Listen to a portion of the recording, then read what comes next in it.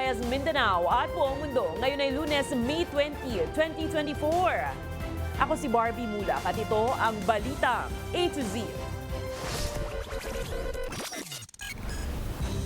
Balasahan sa Senado, bumulaga. Senator Francis Cheese Escudero iniluklok bilang bagong Senate President matapos magbitiw si Juan Miguel Zubiri.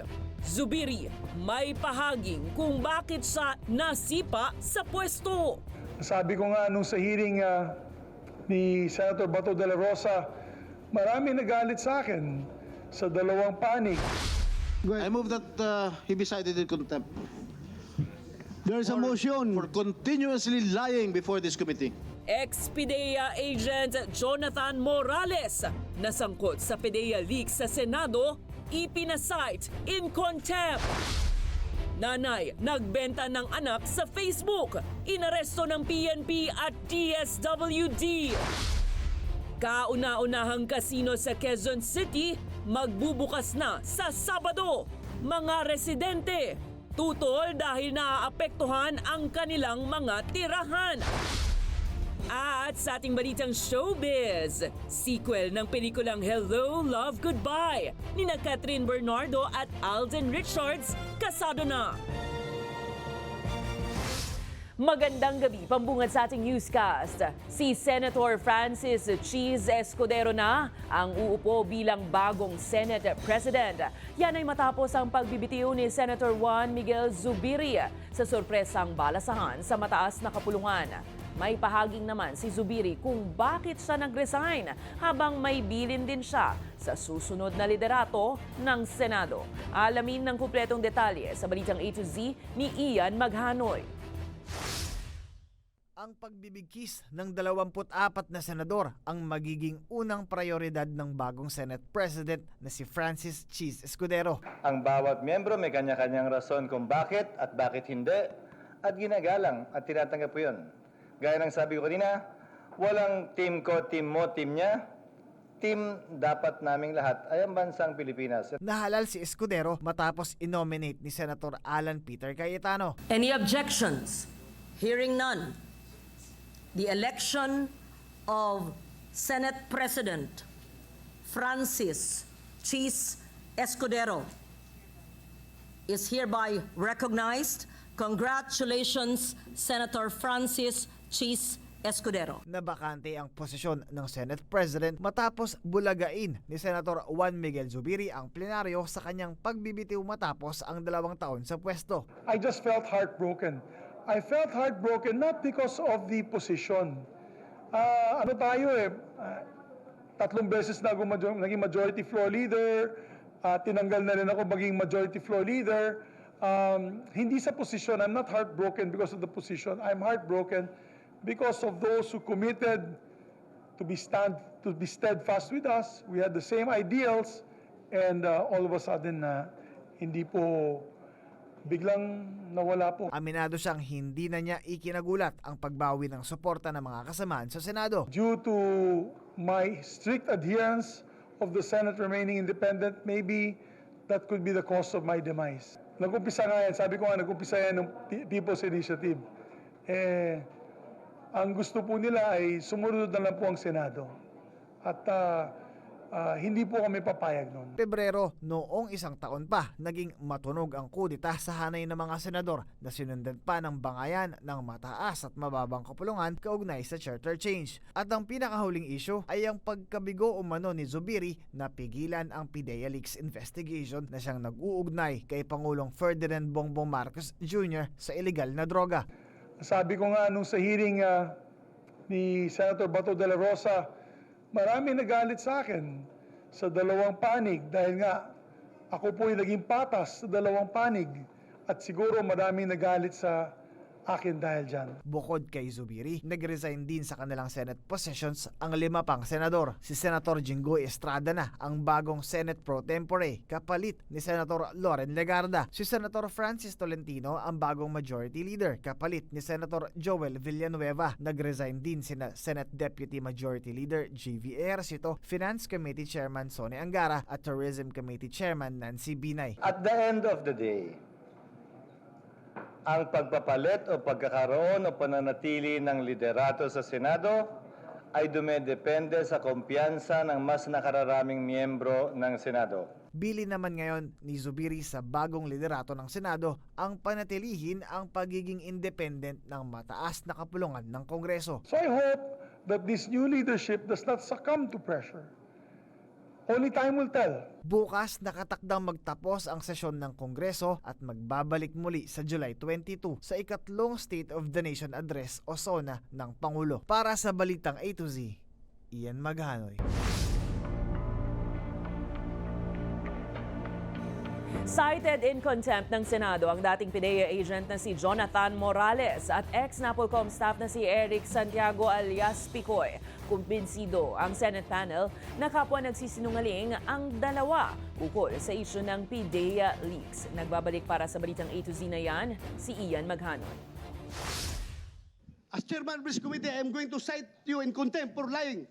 Galit na pinasight in contempt ang dating PIDEA agent na si Jonathan Morales sa PIDEA leaks hearing sa Senado, Lunes, May 20. Kumbinsido ang Senate panel na nagsisinungaling si Morales. Kabilang rito ang aplikasyon ni Morales sa PIDEA kung saan itinanggi niya ang pagkakatanggap ng dishonorable discharge mula sa Philippine National Police, taliwas sa ebidensyang nakalap ng mataas na kapulungan. Is this your handwriting? Sabi niya, hindi niya maalala. Nung present ko ulit yung itong PDF sa kanya, pinag-aralan niya, inamin niya na handwriting na raw niya.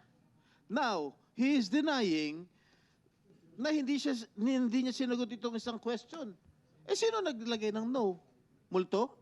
Bukod kay Morales, una ring ipinasight in contempt ang dating National Police Commission staff na si Eric Santiago alias Picoy dahil rin sa pagsisinungaling umano ukol sa pagsagot sa investigasyon ng CCTV footage. Si Picoy Santiago ang itinuturong nagbanta kay Morales na kung ayaw nitong mamatay ay huwag ikanta si President Ferdinand Bongbong Marcos Jr. hinggil sa umano'y illegal na droga. Niloloko ko po si Romy, hindi po kayo. Sino ka para magturo sa amin dito? Hindi ka nga naging pulis, hindi ka nga naging PIDEA. Na Polcom employee ka lang, na-dismiss ka pa. So paano ka magbigay ng expert opinion sa amin? This committee doesn't need your expert opinion here. This committee wants your answer as far as your participation in that very telling video recording. Samantala, dumalo naman sa hearing si former Executive Secretary Paquito Ochoa. Itinanggi ni Ochoa ang alegasyon ni Morales na siya ang nag-utos na ihinto ang anti-drug surveillance sa isang condo unit sa Makati City noong 2012 kung saan gumagamit umano ng droga ang aktres na si Maricel Soriano at nooy senador na si Marcos Jr. I don't even know him, and I met or even talked. So I completely deny that I have made those instructions as alleged. Isang James Kumar naman ang sinasabing may kinalaman rin ukol sa pagbabanta kay Morales na wag kumanta. Kasalukuyang nakakonfine sa ospital si Kumar dahil sa stroke at sakit sa baga. Pero panandalian siyang nakadalo sa pagdinig via Zoom upang itanggi ang mga alegasyon. Gusto ko lang din matapos na dahil dinadrag po yung pangalan ko sa bagay na wala po akong alam at wala akong kinalaman at wala akong sinasabi. Hindi ko alam bakit ganun po. Pansamantalang sinuspindi ni De La Rosa ang hearing habang ipiniit naman sa Senate Detention Center si Morales.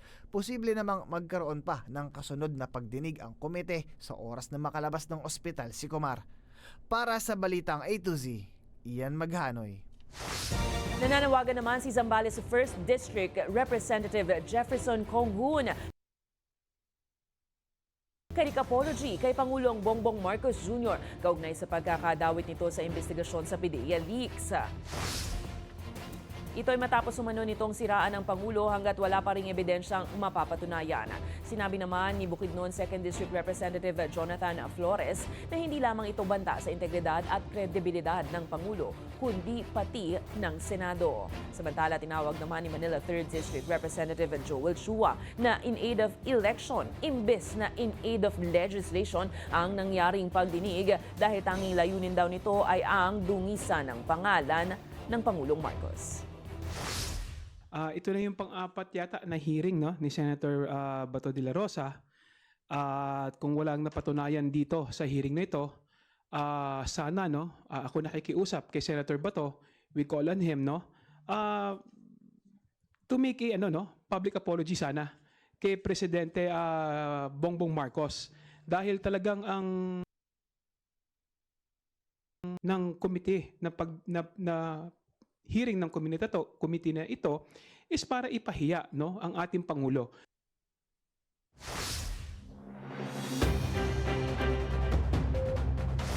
Lalo pang humina ang palitan ng piso kontra US dollar at bumagsak papalapit sa 58 pesos. Nagsara ang palitan ngayong Lunes sa 57 pesos and 90 centavos. Ilang linggo lang nang sumampa sa 57 pesos ang palitan nitong Abril. Ito na ang pinakamahinang piso sa nakalipas na mahigit 1.5 taon. Una nang nagbabala ang Bangko Sentral ng Pilipinas sa mga otoridad na maging handa sa magiging paggalaw at posibleng excessive volatility sa foreign exchange market. Narito naman ang opisyal na dagdag bawas sa presyo ng petrolyo ngayong linggo. Batay sa inilabas na abiso ng mga kumpanya ng langis, may kakarampot na 10 centavos sa tapyas sa kada litro ng gasolina, habang mayroon namang dagdag singil na 25 centavos sa kada litro ng diesel, 30 sentimong dagdag naman sa kada litro ng kerosene. Bunsod pa rin ang paggalaw ng presyo sa tumitinding giyera sa Middle East. Epektibo po yan bukas o mamaya araw ng Martes. Timbog sa loob ng simbahan sa Dasmariñas, Cavite ang 2 individual na nagbenta umano sa sanggol sa halagang 9,000 piso matapos yang ginawang entrapment operation ng Philippine National Police. Ayon sa DSWD at PNP Women and Children Protection Center, arestado ang ina ng bata at ang broker na nagbenta ng 8 araw na sanggol. Dahil sa kahirapan, dumayo pa ang ina mula Tondo, Maynila para lang makahanap ng DVD. Sa ngayon, nakadetene ang 2 sa custodial facility ng Camp Crame. Naalarma naman ang ahensya sa dumaraming unauthorized adoptions na ibinebenta online. Worrisome siya kasi one, lumalaganap. Two, this is a cruel form of child exploitation, at the same time a cruel form of human trafficking. Hindi rason ang kahirapan para ibenta mo ang iyong anak. Kasi yung Facebook Marketplace ay para sa produkto, hindi para sa individual, hindi para sa tao. Common sense yun or basic moral yun.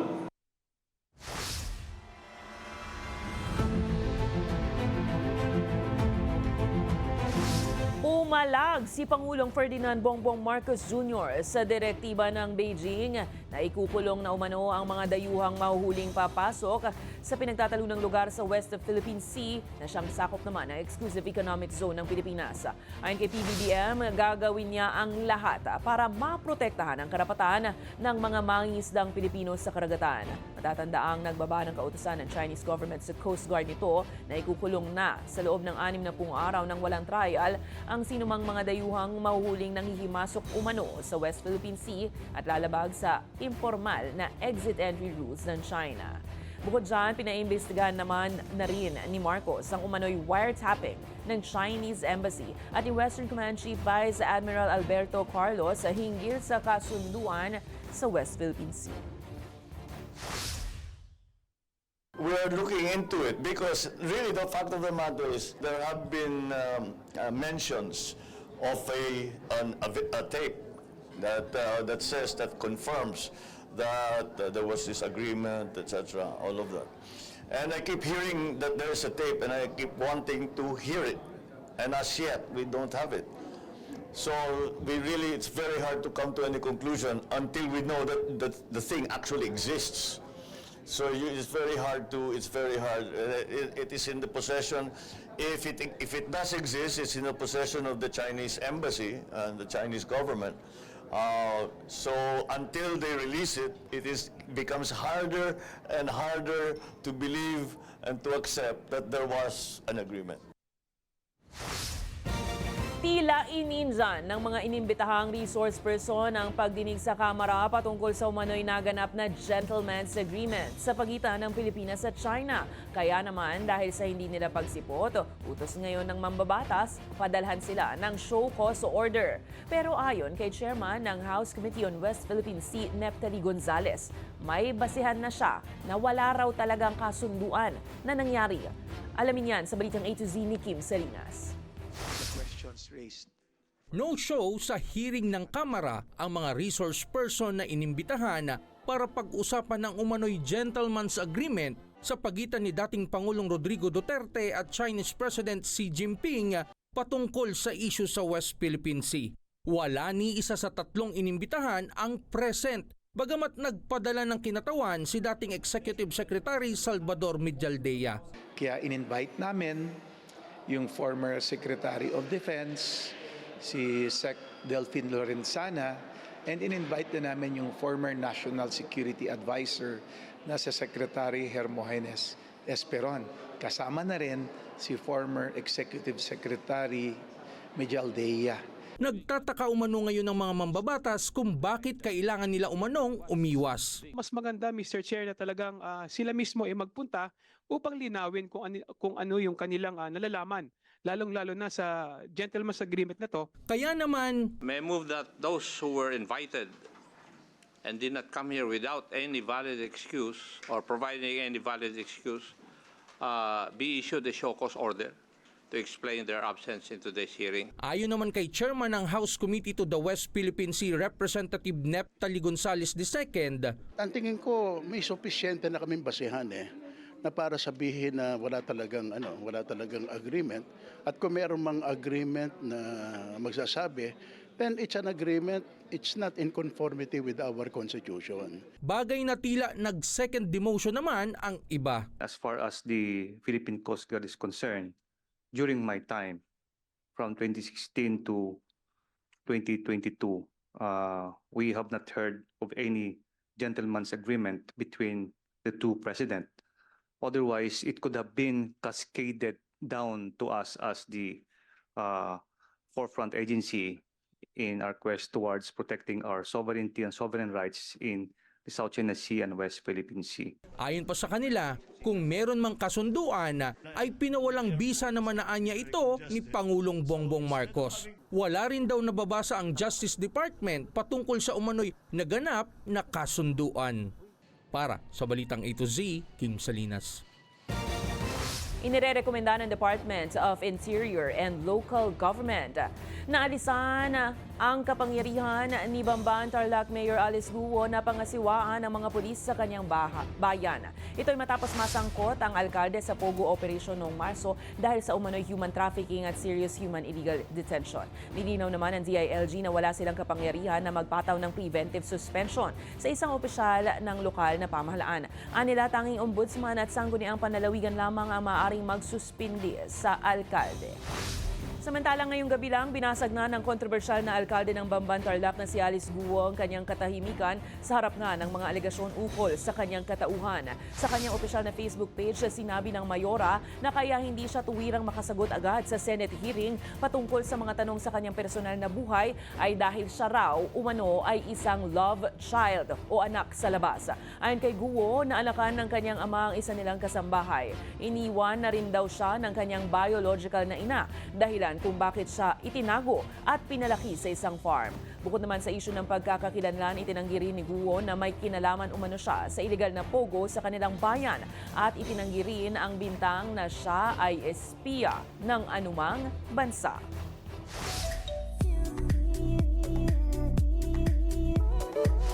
Head-to-head challenge ngayon ang 53 kandidata ng Miss Universe Philippines 2024 matapos magtagisa ng talino sa preliminary interview ngayong Lunes sa Manila Hotel. Walang sinayang na oras ang bawat kandidata para sagutin ang mga tanong sa loob lamang ng 3 minuto at bigyan ng beauty queen impression ang mga hurado. Ayon sa MUPH, layo nilang makilala ng personal ang mga kandidata habang sinasagot ang mga tanong na ang ilan ay may kinalaman naman sa kanilang buhay. Sentro ng tanong kung bakit sila ang karapat-dapat maging Miss Universe Philippines. Muling bumida ang frontrunners sa sina Miss Iloilo, Baguio, Quezon, Pampanga, Cainta, Taguig at Bacoor. Bahagi ito ng preliminary competition para mapili ang mga kandidatang uusad sa next round ng pageant. Gaganapin naman ang Coronation Night ng MUPH sa Miyerkules, May 22 sa Mall of Asia Arena. And if I were to be blessed to become Miss Universe Philippines, I would shine a light on the women's prison ministry that is so close to my heart, but also work hand in hand with the organizations that the Miss Universe Philippines brand has so lovingly opened their home and hearts to. Susunod Pangulo ng Iran kasama ang Iran Foreign Minister at ilan pang opisyal patay matapos bumagsak ang sinasakyang helicopter. At pagbubukas ng kauna-unahang casino sa Quezon City, tinututulan ng Urban Poor Group. Abangan ang kumpletong ulat sa pagbabalik ng Balitang A to Z.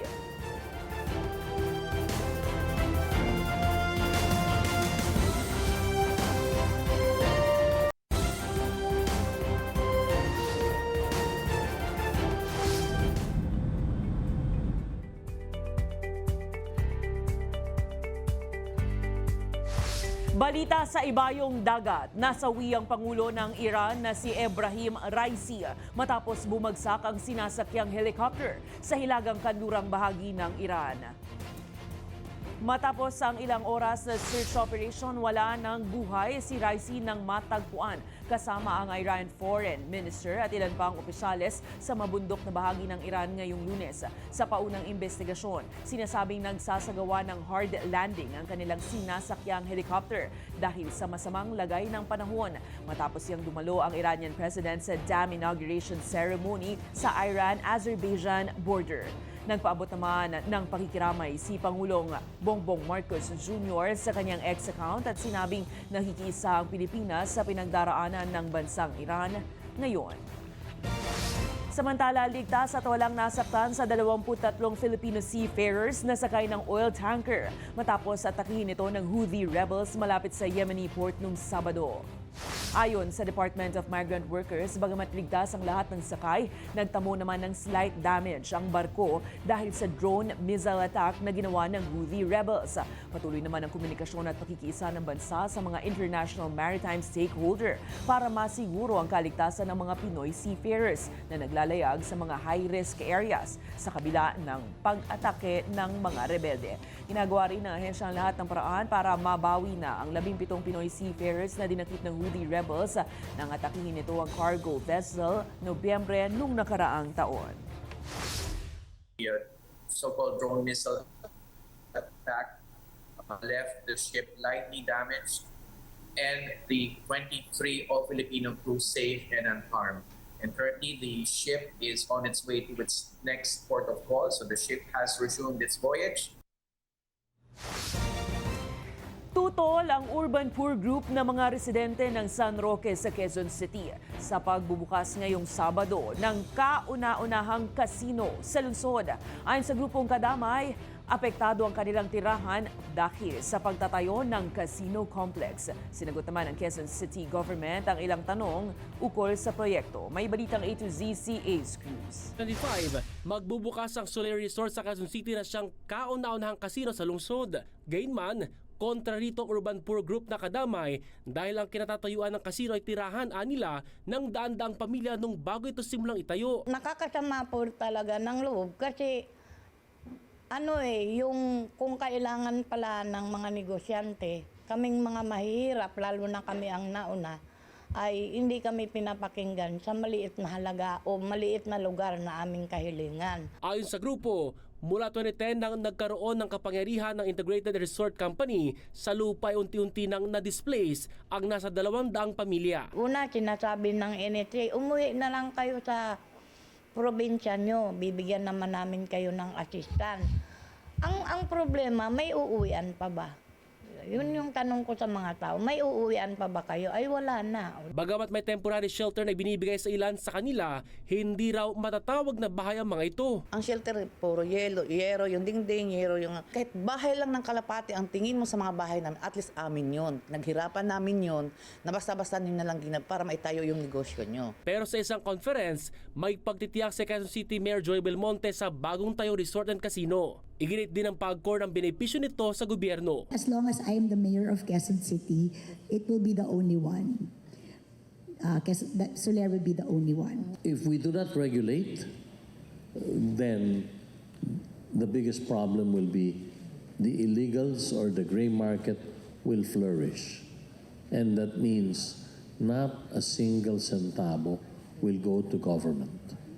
And that means substantially we're not able to support any of the government projects. Paliwanag ng syudad, inumpisahan ng casino project bago pa man naupo sa pwesto si Belmonte. Dagdag pa ng Quezon City Government, nagpasa naman ng ordinansa ang konseho para magsilbing safeguards laban sa casino-related crimes. Pero bukod sa isyu ng lupain, may nakikita pang problema ang urban poor dahil malapit ang lokasyon nito sa paaralan. Tutol kami dyan, kung tutusin. Kasi andito yung Philippine Science, eskwelahan. Pero patayuan nila ng casino. Casino. O, sabihin nilang hotel, ano dyan. Casino pa rin yan. If you can see that there's a school nearby, specifically you're asking about Soler Resort North. What I can assure you is it is not within 200 meters, maybe 201 is a possibility. Magkakaroon ng konsultasyon ng Urban Poor Group, Soler at Quezon City Government sa Miyerkules para malinawan ang mga hinaing. Patuloy namang hinihintay ng Balitang A to Z ang pahayag ng pamunuan ng resort and casino. Para sa Balitang A to Z, Ace Cruz. Sa ating balitang sports, 2 gintong medalya ang panibagong nasungkit ni Olympic-bound gymnast Carlos Yulo sa Asian Championships sa Uzbekistan. Ito ay makaraang manguna sa vault event sa score na 104.8 points, habang 15.1 points naman sa parallel bars. 4 ang kabuang gintong medalya na nakuha ni Yulo, sapat para sa magandang record at performance bago ang pagharap sa Paris Olympics sa Hulyo. Samantala, ang nakababatang kapatid naman ni Carlos na si Carl Eldrew, nakagintong medalya rin sa Juniors Division sa vault event. Bago nito, nasungkit din niya ang silver medal sa kanyang laban sa Singapore. Sa aming pagbabalik, kapamilya actress at Diyosa ng telebisyon Ann Curtis, balik teleserye. At sequel ng blockbuster movie na Hello, Love, Goodbye ni na Kat Den, tuloy na. Manatiling nakatutok, kayo ay nanonood ng Balitang A to Z.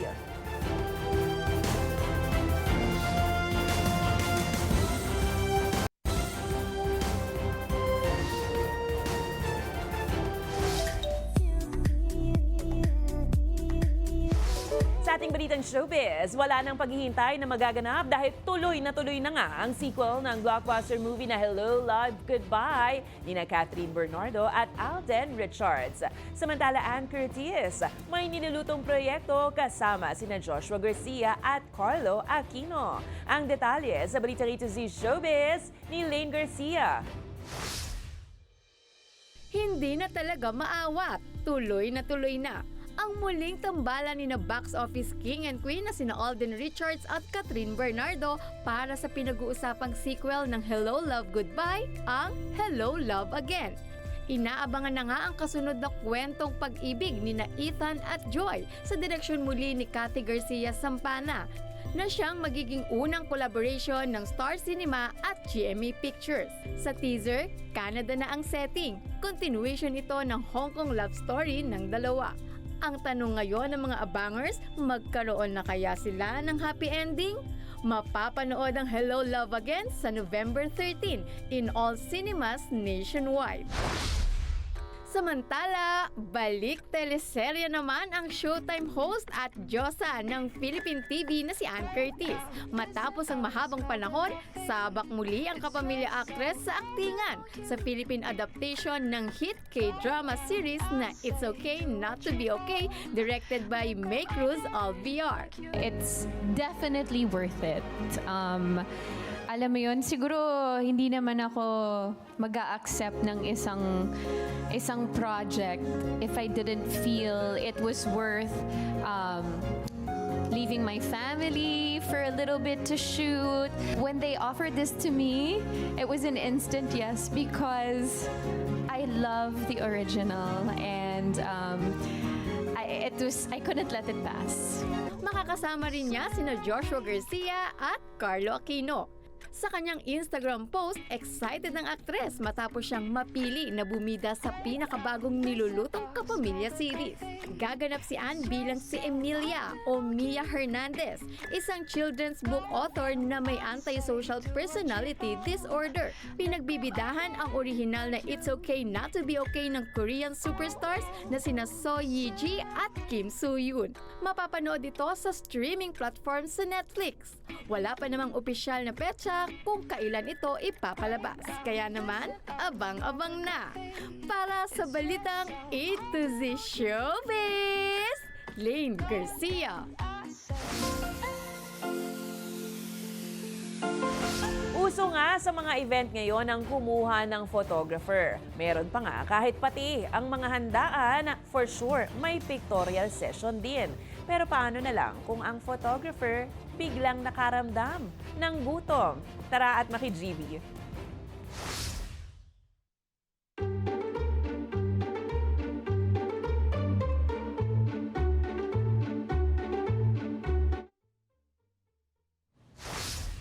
In fairness, hindi nakuhanan ang pagsasharon niya. Kung kayo ay may kwentong kakaiba, mga kwento ng pag-ibig o storya na inspirasyon at pag-asa, maaaring ito ibahagi, sumali sa ating Facebook group na Balitang A to Z, panoorin ang replay ng ating programa, at sundan ang ating social media pages, hanapin ang Balitang A to Z. Ang ating quote of the night ay mula sa isang American author at orator na si John C. Maxwell.